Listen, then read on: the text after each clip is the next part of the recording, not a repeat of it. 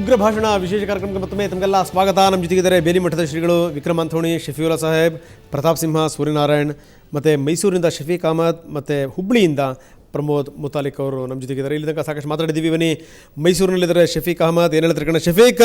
ತಾವು ಹೇಳ್ತಾ ಇದ್ರಿ ಆಗಲೇ ಧ್ವನಿ ಕೇಳಿಸ್ತಿಲ್ಲ ಸರಿಯಾಗಿ, ಮುಂದುವರಿಸಿ ಈಗ. ಸರ್ ಭರತ್ ರಂಗರಾಜ್ ಅವರೇ, ಹೇಳಿ ಹೇಳಿ ಹೇಳಿ ಸರ್. ಮುಂದುವರಿಸಿ. ಫಸ್ಟ್ ಆಫ್ ಆಲ್ ನಮ್ಮ ಇಸ್ಲಾಂ ಅಂತ ಹೇಳಿ, ಇಸ್ಲಾಂ ಅಂದರೆ ಶಾಂತಿ. ಓಕೆ. ಇಂಥವರು ನಮ್ಮ ಧರ್ಮಕ್ಕೆ ಕೆಟ್ಟ ಹೆಸರು ತಗೊಂಡ್ಬರೋ ಜನ ಇವರು. ಇಂಥವ್ರಿಗೆ ಇದು ಪೊಲೀಸ್ ಕಂಪ್ಲೇಂಟ್ ಅಲ್ಲ, ಯಾರು ಇವ್ರಿಗೆ ಓಟ್ ಹಾಕ್ಬಾರ್ದು, ಇಂಥವ್ರಿಗೆ ರೆಪ್ರೆಸೆಂಟೇಟಿವ್ ಎಲೆಕ್ಟ್ ಮಾಡಿ ಕಳಿಸ್ಬಾರ್ದು. ಮತ್ತಷ್ಟು ನಾನು ನಿಮ್ಮ ಜೊತೆಗೆ ಚರ್ಚೆ ಮಾಡ್ತೀನಿ. ಶ್ರೀಗಳೇ, ನಾನು ತಮಗೊಂದು ಪ್ರಶ್ನೆ ಕೇಳಬೇಕು. ಇದೇನು ನಾಯಕತ್ವದ ಕೊರತೆನ ದೇಶದಲ್ಲಿ? ಅಂದರೆ ಯಾರ್ಯಾರು ಶಾಂತಿ ನೆಮ್ಮದಿಗಳನ್ನು ಭಂಗ ಮಾಡ್ಬೋದು, ಯಾರು ಏನು ಬೇಕಾದ್ರು 1000 ಜನರು ಸೇರಿಸ್ಬಿಟ್ಟು ಬಾಯಿ ಬಂದಂಗೆ ಭಾಷಣ ಮಾಡ್ಬೋದು, ಮಾಡಿದವ್ರಿಗೆ 10 ದಿವಸ ಗಟ್ಟಲೆ ಅವ್ರು ಆರಾಮಾಗಿರ್ಬೋದು, ಅವ್ರು ಹೇಳೋರು ಕೇಳೋರು ಯಾರೂ ಇಲ್ಲ. ಜೊತೆಗೆ ಏನಂದರೆ ಇಂಥವ್ರು ಮಾಡೋದ್ರಿಂದ ಇಡೀ ಸಮುದಾಯವನ್ನು ಜನ ಅನುಮಾನ ದೃಷ್ಟಿಯಿಂದ ನೋಡೋದು, ಇಲ್ಲಿ ಸಮಾಜ ಶಾಂತಿ ನೆಮ್ಮದಿ ಹಾಳಾಗುವಂಥದ್ದು ಏನಿದು ಅಂತ. ಇದನ್ನು ನಾವು ಸ್ವಾತಂತ್ರ್ಯ ಬಂದ ಕ್ಷಣದಿಂದ ಇದನ್ನು ಬೆಳೆಸ್ಕೊಂಡು ಬಂದಿದ್ದೇವೆ. ನಾವು ಸ್ವಾತಂತ್ರ್ಯ ಬಂದ ಕ್ಷಣದಿಂದ ಇದನ್ನು ನಾವು ಬೆಳೆಸ್ಕೊಂಡು ಬಂದಿದ್ದೇವೆ. ಇದಕ್ಕೆ ಈ ತುಷ್ಟೀಕರಣ ನೀತಿ ಕಾರಣ. ಪ್ರಜಾಪ್ರಭುತ್ವದಲ್ಲಿ ವೋಟ್ ಬ್ಯಾಂಕ್ಗಳನ್ನು ನಿರ್ಮಾಣ ಮಾಡುವಂಥ ಒಂದು ವ್ಯವಸ್ಥೆಯಲ್ಲಿ ವಿಶೇಷವಾಗಿ ಈ ಕೆಲಸ ಮಾಡಿಕೊಂಡು ಮುಗ್ಧರು ಅಥವಾ ಅಮಾಯಕರನ್ನು ಜಾತಿವಾದಿಗಳು ಅಥವಾ ಮೂರ್ಖರನ್ನಾಗಿ ಮಾಡಿ ತಮ್ಮ ಕಂಟ್ರೋಲ್ನಲ್ಲಿಟ್ಟುಕೊಳ್ಳುವಂಥ ಕೆಲಸ ಏನು ಮಾಡ್ಕೊಂಡು ಬಂದಿದ್ದಾರೆ. ಇದಕ್ಕೆ ಬೇಕಾದಷ್ಟು ಉದಾಹರಣೆಗಳಿವೆ. ಅದರ ಪರಿಣಾಮ ಅದು ಬೆಳೆದು ಬೆಳೆದು ಬೆಳೆದು ಈ ವಿಕೃತ ರೂಪಕ್ಕೆ ನಿಂತಿದೆ. ಶಫೀವುಲ್ಲಾ ತಾವನಂತೀರಿ? ಈಗ ನಮ್ಮ ಪ್ರತಾಪ್ ಸಿಂಹ ಅವರು ಮಾತನಾಡ್ತಾ ಹೇಳಿದ್ರು ಅಲ್ಲಿ ರಜಾಕಾರಗಳು ಅವರು ಅಂತ. ಆದರೆ ಒಂದು ವಿಷಯ ಇಲ್ಲಿ ನಾನು ಸ್ಪಷ್ಟಪಡಿಸ್ಬೇಕಾಗುತ್ತೆ. ನಮ್ಮ ಸ್ವಾತಂತ್ರ್ಯ ಗಳಿಸಿದಾಗ ಎಲ್ಲ ರಾಜರು ಒಂದೇ ಸಲ ನಮ್ಮ ಇಂಡಿಯನ್ ಯೂನಿಯನ್ಗೆ ಸೇರಿಬೀಳಲಿಲ್ಲ. ಅದರಲ್ಲಿ ಅವರು ಒಬ್ಬರು. ಬರೀ ಮುಸಲ್ಮಾನ್ ರಾಜ ಆಗಿದ್ದಕ್ಕೆ ಮಾತ್ರ ಆತನ ಕಡೆ ಬೆಟ್ಟು ಮಾಡೋದು, ಬೇರೆಯವ್ರಿಗೆಲ್ಲ ಬಿಟ್ಬಿಡೋದು ಸರಿ ಇಲ್ಲ. ಬೇಕಾದಷ್ಟು ರಾಜರು ನಾವು ಸೇರಲ್ಲ ಅಂದರು. ಆಮೇಲೆ ಅವ್ರ ಮೇಲೆ ಒತ್ತಡ ತಂದು ಯಾವ ರೀತಿ ಏನೇನು ಬೇಕೋ ಮಾಡಿ ಸೇರಿಸ್ಕೊಂಡ್ರು. ಅದರಲ್ಲಿ ಅವರು ಒಬ್ಬರು. ಅದನ್ನು ಉಲ್ಲೇಖ ಮಾಡಿಬಿಟ್ಟು ಬೇರೆದು ಬಿಟ್ಟರೆ ಸರೋಗಲ್ಲ. ಅದು ಒಂದು. ಎರಡನೇದು, ಸ್ವಾಮೀಜಿಗಳವರು ಹೇಳ್ತಾ ಈ 1857 ಎಲ್ಲ ಇತಿಹಾಸ ಪುಸ್ತಕಗಳಲ್ಲಿ ಎಲ್ಲೂ ಹಿಂದೂ ಮುಸ್ಲಿಂ ಬಾಂಧವ್ಯದ ಬಗ್ಗೆ ಯಾವ ಒಂಚೂರು ಬಿರುಕಿತ್ತು ಅಂತ ಎಲ್ಲೂ ಇಲ್ಲ. ಬಹಳ ಬಾಂಧವ್ಯ ಆಯಿತು, ಭಾಳ ಚೆನ್ನಾಗಿತ್ತು. ಅದಕ್ಕೆ ಯಾವಾಗಲ್ಲಿ ಮ್ಯೂಟಿನಿ ಸ್ವಲ್ಪ ಸಡಿಲ ಆಯಿತೋ ಬ್ರಿಟಿಷರು ಅವ್ರಿಗೆಲ್ಲ ಅವ್ರ ಮೇಲೆ ಕಂಟ್ರೋಲ್ ಮಾಡಿಬಿಟ್ಟು ಅದನ್ನೆಲ್ಲ ದಮನ ಮಾಡಿ, ಆಮೇಲೆ ಇನ್ಮೇಲೆ ಇವ್ರು ಬೇರೆ ಬೇರೆಯೇ ಇಡಬೇಕು, ಇವ್ರ ಮಧ್ಯೆ ಬೀಜ ಬಿತ್ತಾನೆ ಇರಬೇಕು ಅಂತ ಹೇಳಿಬಿಟ್ಟು ಎಲ್ಲ ಕಡೆ ಬ್ರಿಟಿಷರು ಇತಿಹಾಸದ ಪುಸ್ತಕಗಳನ್ನು ಹಾಗೆ ಬರೆಸಿದ್ರು. ಅದೇ ಇತಿಹಾಸದ ಪುಸ್ತಕಗಳು ಈಗಲೂ ಸ್ವಾಮೀಜಿಗಳವ್ರು ಹೇಳ್ದಂಗೆ ಈಗಲೂ ಅದನ್ನೇ ಕಂಟಿನ್ಯೂ ಮಾಡ್ಕೊಂಡು ಬರ್ತಾಯಿದ್ದೀವಿ. ಬೇಕಾದಷ್ಟು ಯಾರು ದಾಳಿಕೋರಲ್ವೋ ಅವ್ರು ದಾಳಿಕೋರ್ರಂತ, ಯಾರು ಏನು ಮಾಡಿಲ್ವೋ ಅವ್ರು ಮಾಡಿದ್ರು ಅಂತ, ಯಾರು ಮಾಡಿದ್ರು ಅದನ್ನೆಲ್ಲ ಬಿಟ್ಬಿಟ್ಟು ನಾವೆಲ್ಲ ಬಾಂಧವ್ಯದಿಂದ ಭ್ರಾತೃತ್ವದಿಂದ ಇದ್ದವರು 1857 ಮುಂಚೆ. ಆಮೇಲೂ ಹಾಗೆ ಇದ್ದೇವೆ. ಕೆಲವರು ಇಂಥ ದುಷ್ಟಶಕ್ತಿಗಳು ಎಲ್ಲದರಲ್ಲೂ ಇದ್ದಾರೆ. ಆಮೇಲೆ ಕೆಲವರು ನಮ್ಮ ಕರ್ನಾಟಕದಲ್ಲಿ ಪಾಕಿಸ್ತಾನದ ಧ್ವಜ ಆರಿಸಿ ಸಿಕ್ಕಾಕೊಂಡಿದ್ದಾರೆ. ಅವ್ರ ಬಗ್ಗೆ ಏನು ಮಾತನಾಡ್ತಾ ಇಲ್ಲ ಯಾರೂ. ಅದನ್ನು ಅವರು ಶಫಿ ಅವರು ಇತಿಹಾಸವನ್ನು ತಿರುಚುವಂತ ಪ್ರಯತ್ನ ಮಾಡ್ತಾ ಇದ್ದೀರಿ. ದಯವಿಟ್ಟು ಅಲ್ಲ, ಅವ್ರು ಕೇಳಿ, ಔರಂಗಜೇಬ್ ಬಾಬರ್ ಎಲ್ಲ ಯಾವಾಗ ಬಂದ್ರು? ಅವ್ರೇನು ಸಾಮರಸ್ಯ ಮಾಡ್ಲಿಕ್ಕೆ ಬಂದ್ರ? ಎಷ್ಟು ದೇವಸ್ಥಾನ ತೆಗೆದ್ರು? ತೆಗೀರಿ ನೀವು ಸಾಮರಸ್ಯ. ಈಗ ಆಯ್ತು, ನಾವು ಒಪ್ಕೊಂಡಿದ್ದೀವಿ. ನಿಮಗೆ ಇತಿಹಾಸ ಸರಿಯಾಗಿ ಗೊತ್ತಿಲ್ಲ ಅಂತ ಕಾಣುತ್ತೆ. ಒಂದು ವಿಚಾರ ನೀವು ಒಪ್ಪಬೇಕು. ಅಲ್ಲ ನೀವು ಅವ್ರು ಹೇಳಿದ್ದು ನೋಡಿ, ಓವೈಸಿ ತಪ್ಪಿದೆ. ಆದ್ರೆ ನಮ್ಮ ದೇಶದೊಳಗಡೆ ಪಾಕಿಸ್ತಾನದ ಬಾವುಟ ಹಾರಿಸಿ ಅಲ್ಲೂ ಮಧ್ಯದಲ್ಲಿ ಕೋಮು ಹಿಂಸಾಚಾರ ಸೃಷ್ಟಿ ಮಾಡ್ಲಿಕ್ಕೆ ಪ್ರಯತ್ನ ಪಟ್ಟವರು ನಿಮ್ಮಲ್ಲೂ ಇದ್ದಾರಲ್ವಾ? ಇತ್ತೀಚೆಗೆ ತೆಗಿಲಿ, ಅವರ ಇತಿಹಾಸ ತೆಗೆದು ಅವರ ಮೇಲೆ ಆದವರಿಗೆ ಕೇಸ್ ಆಗಿದೆ, ಎಲ್ಲವಾಗಿದೆ. ಆದ್ರೆ ಇತಿಹಾಸವನ್ನ ತಿರುಚೋ ಪ್ರಯತ್ನ ಯಾಕೆ ಮಾಡ್ತೀರಿ? ನಿಮ್ಗೆ ಇನ್ನೊಂದು ವಿಷಯ ಗೊತ್ತಿರಬೇಕು. ಮುಸ್ಲಿಂ ದಾಳಿಕೋರರು ಎಲ್ಲರೂ ದಾಳಿ ಮಾಡ್ಕೊಂಡ್ ಬಂದಿಲ್ಲ. ಕೆಲವ್ರು ದಾಳಿಕೋರ್ರೆ ನಿಜ, ಆದ್ರೆ ಇನ್ನು ಕೆಲವ್ರಿಗೆ ಹಿಂದೂ ರಾಜರು ಕರೆದಿದ್ದಾರೆ. ಆ ಸಮಯದಲ್ಲಿ ತಮಗೆ ಗೊತ್ತಾಗಬೇಕು. ಒಳ್ಳೆ ವಿಚಾರ ಗೊತ್ತಿದೆ. ಅದನ್ನ ಹಿಡ್ಕೊಂಡು ನಾವು ಕಿತ್ತಾಡ್ತಾ ಇದ್ರೆ ನಾವೆಲ್ಲ ಓವೈಸಿ ತರಾನೇ ಕಿತ್ತಾಡ್ತಾ ಇದ್ದೀವಿ. ನಿಮ್ಮ ಓವೈಸಿ ಕಳೆದ 10 ವರ್ಷದಿಂದ ಈ ತರ ಭಾಷಣ ಮಾಡ್ತಾ ಇದ್ದಾನೆ. ಓವೈಸಿ ಅಂತ ಯಾಕೆ ಹೇಳ್ತಾರೆ? ಇಸ್ಲಾಂ ಸಮಾಜದ ಓವೈಸಿ, ಅವನು ಹಿಂದೂ ಅಲ್ಲ. ಅವನು ಹಿಂದೂ ಅಲ್ಲ. ಅವನು ಒಂದು ನಿಮಿಷ. ಹಾಗಾದ್ರೆ ಹಿಂದೂಗಳು ಮಾಡಿದೆಲ್ಲ ಒಪ್ಕೊಳ್ತೀರಾ? ಅಲ್ಲ, ಓಲಿ, ಈಗ ಭಾರತೀಯ ಯಾವುದಲ್ಲ ಹೇಳ್ಬಿಡಿ ಅಂತ ಓಲಿ. ನಿಮ್ಮದೇ ಮಾತಿಗೆ ಬರ್ತೇನೆ. ಓವೈಸಿ ಒಬ್ಬ ಕಳೆದ 10 ವರ್ಷ ಈ ತರ ಹಿಂದೂ ದ್ವೇಷ ಭಾಷೆಗಳನ್ನು ಮಾಡ್ತಾ ಇದ್ದಾನೆ. ಇಸ್ಲಾಂ ಸಮಾಜ ಮುಖಂಡರನ್ನು ಯಾಕೆ ತರಿಬಾರ್ದಿತ್ತು?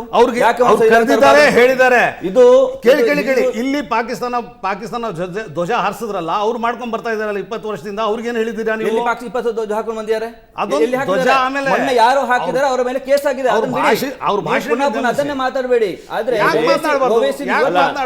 ಶಫಿ ಅವರೇ, ನಿಮ್ಮಿಬ್ಬರ ಮಾತನ್ನ ಒಂದು ಲೆಕ್ಕಾಚಾರ, ನನ್ನ ಮಾತು ಎರಡು ಮಾತು ಕೇಳಿ. ಸ್ವಾಮಿ, ಏನು ಅಂತ ಹೇಳಿದ್ರೆ, ಈ ಸ್ವಾತಂತ್ರ್ಯ ಬಂದ ನಂತರ ನೋಡಿ, ಅಕಸ್ಮಾತ್ ಹಿಂದೂ ಮುಸ್ಲಿಮರ ನಡುವೆ ಇರುವಂತ ಬ್ರಿಟಿಷ್ನವರು ಬಿತ್ತಿದ ಬೀಜ ಏನಿತ್ತಲ್ಲ, ಅಕಸ್ಮಾತ್ ಅಖಂಡ ಭಾರತಕ್ಕೆ ಸ್ವಾತಂತ್ರ್ಯ ಬಂದಿದ್ರೆ ನಮ್ಮಲ್ಲೇ ಇದನ್ನ ಬಗೆಹರಿಸ್ಕೊಂಡ್ ಬಿಡ್ತಿದ್ದ. ಹೌದು, ಸಿಂಪಲ್. ಆದ್ರೆ ಏನಾಗ್ತಿತ್ತು, ಈ ದೇಶ ಯಾವತ್ತು ಛಿದ್ರ ಆಯ್ತು, ಅವಾಗ ಏನಾಯ್ತು ಅಂತ ಹೇಳಿದ್ರೆ, ಯಾರ ಮನಸ್ಸಿನಲ್ಲಿ ಮುಸ್ಲಿಮರ ವಿರುದ್ಧ ಅನುಮಾನ ಮತ್ತು ಶಂಕೆಗಳು ಉಳ್ಕೊಂಡಿದ್ವು, ಅದೆಲ್ಲದಕ್ಕೊಂದು ಕನ್ಫರ್ಮಿಟಿ ಸಿಕ್ತು. ಹಾಗೆ ಉಳ್ಕೊಳ್ಳೋದಕ್ಕೆ. ಆಮೇಲೆ ಮುಸಲ್ಮಾನರು ಯಾರು ಭಾರತದಲ್ಲಿ ಉಳ್ಕೊಂಡ್ರು, ಅವ್ರಿಗೇನಾಯ್ತು ಅಂದ್ರೆ ಅವರಲ್ಲಿ ಇನ್ಫೀರಿಯಾರಿಟಿ ಕಾಂಪ್ಲೆಕ್ಸ್ ಶುರುವಾಯಿತು. ಇವತ್ತಿನ ಮಾತುಗಳೆಲ್ಲ ಅದೇ ಕಂಡು ಬರುತ್ತದೆ. ಯಾತಕ್ಕೆ ಮಾತು ಹೇಳ್ತೇನೆ ಅಂತ ಹೇಳಿದ್ರೆ, ಓವೈಸಿ ಈ ರೀತಿ ಮಾತನಾಡ್ದ ಅಂತ ಅನ್ನೋಂಥ ಲೆಕ್ಕಾಚಾರ ಮಾಡಿದ ತಕ್ಷಣನೇ ನಾವು ಅದನ್ನ ವಿರೋಧಿಸುವಂತ ವ್ಯವಸ್ಥೆಯಲ್ಲಿ ನಾವೇನ್ ಮಾಡ್ತೇವೆ ಅಂದ್ರೆ, ಅದೇ ತರಹದ ಸಿಮಿಲಾರಿಟಿ ಪ್ರಕರಣವನ್ನ ಇನ್ನೊಂದು ಕಡೆ ಹುಡುಕಿ ನಾವು ಅದರಲ್ಲಿ ಮರೆಗೆ ಹೋಗುವಂತ ಪ್ರಯತ್ನ ಮಾಡ್ತೀವಿ. ಮರೆಮಾಚೋದಲ್ಲ ಈ ಮಾತಿನಲ್ಲಿ. ಈ ಮಾತನ್ನ ಸ್ವಲ್ಪ ಗಮನಿಸ್ಕೊಳ್ಳಿ. ಇದೇನು ಅಂತ ಹೇಳಿದ್ರೆ, ನಮ್ಮ ಮನೋವೈಜ್ಞಾನಿಕ ದೌರ್ಬಲ್ಯಗಳಿವು. ಈ ವಾಸ್ತವತೆಯನ್ನು ಇಟ್ಕೊಂಡು ನಾವು ಇಲ್ಲಿ ಹಿಂದೂ ಮತ್ತು ಮುಸ್ಲಿಂ ಅಂತ ಅನ್ನೋಂಥ ಸಮಾಜಗಳ ನಡುವೆ ಇರ್ತಕ್ಕಂಥ ಭಿನ್ನಾಭಿಪ್ರಾಯಗಳ ಬಗ್ಗೆ ಮಾತಾಡ್ತಾ ಇಲ್ಲ.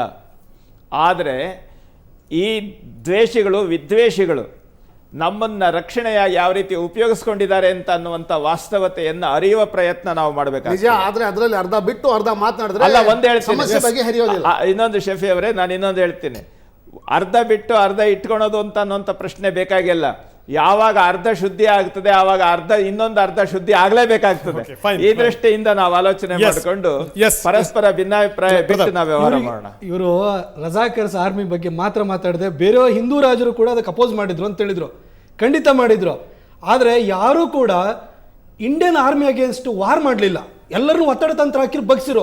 ಇದೊಂದೇ ಒಂದು ರಜಾಕರ್ಸ್ ಆರ್ಮಿ ಮಾತ್ರ ಇಂಡಿಯನ್ ಆರ್ಮಿ ಅಗೇನ್ಸ್ಟ್ ವಾರ್ ಮಾಡಿ ಸೋತು ಆನಂತರ ತೆಪ್ಪಗಾದ್ರು. ಆಮೇಲೆ ಇವರಿಗೆ ನಮ್ಮ ದೇಶದ ಅಲ್ಲ, ಪ್ರತಾಪ್ ಅವರೇ, ಇನ್ನೊಂದು ಮಾತು ಹೇಳ್ತೀನಿ ನಾನು. ಅವರು ರಜಾಕರ್ಗಳು ಕೇವಲ ಭಾರತದ ಸೈನ್ಯದ ವಿರುದ್ಧ ಹೋರಾಟ ಮಾಡಲಿಲ್ಲ. ಇಡೀ ಹೈದರಾಬಾದ್ ಸಮಾಜದಲ್ಲಿರ್ತಕ್ಕಂಥ ಮುಸ್ಲಿಮೇತರ ಜನಗಳ ಮೇಲೆ ಅವರು ಅತ್ಯಾಚಾರಗಳು ಮತ್ತು ಸಂಪೂರ್ಣವಾಗಿ ಆಕ್ರಮಣ, ಕೊಲೆಗಳನ್ನು ಮಾಡಿದ್ರು. ಬೀದರಲ್ಲಿ ಚನ್ನಬಸವ ಪಟ್ಟದೇವರು ಹಿಂದೆ ಇದ್ರಲ್ಲ, ಅವರು ಅಲ್ಲ, ಈ ವಾಸ್ತವತೆ ಏನು ಅಂತ ಹೇಳಿದ್ರೆ, ಬೀದರ್ನ ಬಿಟ್ಟು ಇದು ಇಸ್ಲಾಂ ಧರ್ಮ ಹೇಳೋ ಮಾತಲ್ಲ ಇದು. ಆದ್ರೆ ತಲೆಕೆಟ್ಟ ಉಗ್ರವಾದಿ ಮಾಡಿದ ಕೆಲಸ. ಮುಂದೆ ಉರ್ದು ಬೋರ್ಡ್ ಹಾಕಿ ಒಳಗಡೆ ಕನ್ನಡ ಕಲಿಸುವಂತ ಕೆಲಸನ ಚನ್ನಬಸವ ಪಟ್ಟದೇವರು ಮಾಡಬೇಕಾದಂತ ಅನಿವಾರ್ಯ ಪರಿಸ್ಥಿತಿ. ನಮ್ಮ ಶಾಲೆಯಲ್ಲಿ ಬಿಹಾರಿಗಳು ಕನ್ನಡ ಓದಿಸ್ತಾ ಇದೀವಿ. ಮುತಲಿಕ್ಕೇನೋ ರಿಯಾಕ್ಷನ್ ಕೊಡ್ತಾರೆ. ಮುತಲಿಕ್ ಹೇಳಿ. ನೋಡಿ, ಅವರು ಮುಸ್ಲಿಂ ಮುಖಂಡರು ಒಂದು ಮಾತನ್ನು ಹೇಳಿದರು. ಈ ಸಿಂದಗಿಯಲ್ಲಿ ಪಾಕಿಸ್ತಾನ್ ಧ್ವಜ ಹಾರಿಸಿದ್ರಲ್ಲ, ಅವ್ರ ಬಗ್ಗೆ ಮಾತಾಡಬೇಕು ಅಂತ ಹೇಳಿ. ಈಗಾಗಲೇ ಅವರಿಗೆ ಕೋರ್ಟ್ ಕೇಸ್ ಆಗಿದೆ, ಜೈಲ್ ಆಗಿದೆ. ಅವರು ತಪ್ಪಿತಸ್ಥರಿದ್ರೆ ಅವ್ರ ಗಲ್ಲಿಗೇರಿಸಿ. ಅದರೊಳಗೆ ಎರಡನೇ ಮಾತನೇ ಇಲ್ಲ, ಪ್ರಶ್ನೆನೇ ಇಲ್ಲ. ಈ ರೀತಿ ಮಾಡುವಂಥವರಿಗೆ ಉಗ್ರ ಶಿಕ್ಷೆ ಆಗಬೇಕು. ಆದರೆ ಈ ದೇಶದಲ್ಲಿ ಮುಸ್ಲಿಮರಂದ ತಕ್ಷಣ ಅವರಿಗೆ 10 ಹೆಜ್ಜೆ ಹಿಂದೆ ಹೋಗುವಂತ ಕಾನೂನು, ರಾಜಕೀಯ ವ್ಯವಸ್ಥೆ ಇದೆಯಲ್ಲ, ಅದನ್ನು ಯೋಚನೆ ಮಾಡಬೇಕಾಗಿದೆ. ಕಂಚಿ ಮಠದ ಸ್ವಾಮೀಜಿಯವನ್ನ ರಾತ್ರಿ 12 ಗಂಟೆಗೆ ಅರೆಸ್ಟ್ ಮಾಡಿದಂತಹ ಈ ಸರ್ಕಾರ ಶಾಹಿ ಇಮಾಮ್, ದೆಹಲಿಯ ಶಾಹಿ ಇಮಾಮ್ ಮೇಲೆ 18 ನಾನ್ ಬೇಲೆಬಲ್ ವಾರಂಟ್ ಇದಾವೆ. ಇವತ್ತಿನ ತನಕ ಅರೆಸ್ಟ್ ಮಾಡಿಲ್ಲ. ಈ 10 ದಿನದ ಹಿಂದೆ ಹೇಳಿದಂತ 10 ವರ್ಷದಿಂದ ದೇಶದ್ರೋಹಿಯ, ಸಂವಿಧಾನ ವಿರೋಧಿ ಮಾತನಾಡುವರಂತ ಅಕ್ಬರುದ್ದೀನ್ ಓವೈಸಿ ಇರಬಹುದು, ಅಸಾವುದ್ದೀನ್ ಓವೈಸಿ ಇರಬಹುದು. ಇವರಿಬ್ಬರ ಮೇಲೆ ಯಾಕೆ ಕೇಸ್ ಆಗಿಲ್ಲ, ಕ್ರಮ ಆಗಿಲ್ಲ?